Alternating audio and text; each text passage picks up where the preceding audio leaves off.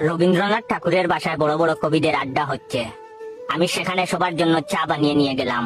আমার বানানো চা খেয়ে প্রথমে কবিগুরু বললেন, আমারও পরাণে যাহা চায় তার কিছুই নাই, কিছুই নাহি এই চাহে গো। এটা শুনে বিদ্রোহী কবি কাজী নজরুল ইসলাম লাফ দিয়ে উঠে বললেন, আমি বিদ্রোহী রণক্লান্ত, আমি সেই দিন হব শান্ত যদি ভালো করে কেউ চা বানিয়ে আনতো। নজরুলের কথা শুনে উদাস মুখে জীবনানন্দ দাশ বললেন, আর আসিব না ফিরে রবি ঠাকুরের নীড়ে, গরম চায়ে মুখ দিয়ে টুট গিয়েছে পুড়ে। খানিক পরে কবি সুকান্ত বলেছেন, কবিতা তোমাকে দিলাম বিদায়, এটা চা না যেন জলসানো চাই।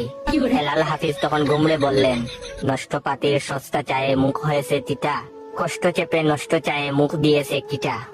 রুদ্র মোহাম্মদ শহীদুল্লাহ নরম কণ্ঠে বললেন, ভালো আছি ভালো থেকো, চায়েতে চিনি বেশি মেখো। তা শুনে কবির নির্মলেন্দ্র গুণ বললেন, আমি হয়তো মানুষ না, মানুষ হলে এমন চায়ে চুমুক দিতাম না। পরিশেষে রবীন্দ্রনাথ অসহায় চোখে বৃষ্টির পানে তাকিয়ে বললেন, ওরে ওরে অদম, ওরে কাঁচা, ভালো করে চা বানিয়ে আমাকে তুই বাঁচা।